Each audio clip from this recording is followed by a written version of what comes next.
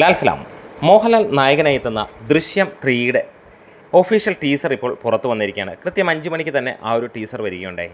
ദൃശ്യം 3ാമത്തെ വരവാണ്. അതെ, നമ്മൾ മലയാളികൾ ഏവരും കാത്തിരിക്കുകയാണ് ജോർജ് കുട്ടിയുടെ ആ ഒരു സിനിമയ്ക്ക് വേണ്ടി ഓരോ മലയാളിയും കാത്തിരിക്കുന്നതിനൊരു കാര്യമുണ്ട്. കാരണം നമുക്കെല്ലാവർക്കും മോഹൻലാലിനേക്കാൾ കൂടുതൽ ഇഷ്ടം ജോർജ് കുട്ടിയോടാണ്.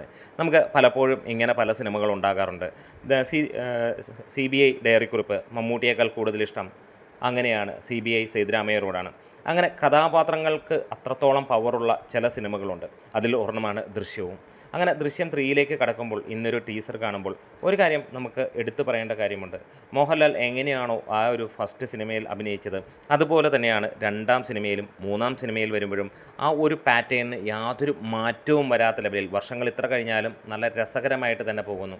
ഇവിടെ ഈ ഒരു ടീസറിൽ എടുത്തു പറയാൻ പ്രത്യേകിച്ച് ഒന്നും തന്നെ പുതുമ കണ്ടില്ല. കാരണം ആദ്യത്തെ പാർട്ടിൻ്റെയും സെക്കൻഡ് പാർട്ടിൻ്റെയും കൂടുതൽ മിക്സ് ചെയ്തിട്ടുള്ളൊരു കാര്യമാണ്. പക്ഷേ അതിനിടയിൽ ചെറിയ 1-2 കാര്യങ്ങൾ പറയുന്നുമുണ്ട്. ആ 1-2 കാര്യങ്ങൾ മതി ഈ ഒരു സിനിമയെ ഏത് റേഞ്ചിലേക്ക് എത്തും ആളുകളുടെ മനസ്സിൽ എന്നുള്ളത്. വേറെ ഒന്നുമല്ല, ഇനിയും ജോർജ് കുട്ടിയുടെ ആ ഒരു പറച്ചിലുണ്ട്, എന്തൊക്കെയോ വലുത് ഇനിയും വരാനുണ്ട് എന്നുള്ള ഒരു തോന്നൽ.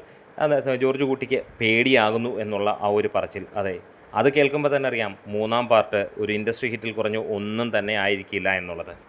ദൃശ്യം എന്ന സിനിമയ്ക്ക് അത്രത്തോളം മനോഹാരിതയാണ്. ദൃശ്യം 3യിലേക്ക് എത്തി നിൽക്കുമ്പോഴും ഇപ്പം നമുക്കറിയാം പാർട്ട് 1ഉം 2ഉം മിക്സ് ചെയ്തിട്ട് തന്നെയാണ് ടീസർ വന്നിരിക്കുന്നത്. എന്നാൽ പോലും അതിലൊരു കൗതുകമുളവാക്കുന്ന കാര്യങ്ങളുണ്ട്. അതുകൊണ്ട് തന്നെ നമ്മൾ ഓരോരുത്തരും കാത്തിരിക്കുകയാണ് ഈ ഒരു സിനിമയ്ക്ക് വേണ്ടി. എന്തായാലും ഈ ടീസർ കണ്ടവരാണെങ്കിൽ നിങ്ങളുടെ അഭിപ്രായങ്ങളെന്ന് പറയാം. എന്നെ സംബന്ധിച്ചിടത്തോളം വളരെയധികം ഇഷ്ടപ്പെട്ടു. കുറച്ച് സമയത്ത് മാത്രമാണ് പുതിയ കാര്യങ്ങൾ പറയുന്നുള്ളെങ്കിലും ഇവിടെ ആ ഒരു കാര്യം മതി ഈ ഒരു സിനിമ ആളിക്കത്താൻ. അപ്പോൾ ജോർജ് കുട്ടിയുടെ ആ ഒരു വരവിന് വേണ്ടിയിട്ട് ആരൊക്കെയാണ് കാത്തിരിക്കുന്നത് ഒന്ന് കമൻസിലൂടെ പറയാം. അതുപോലെ തന്നെ ഈ ഒരു ടീസർ എങ്ങനെയുണ്ടെന്നും നിങ്ങൾക്ക് പറയാം.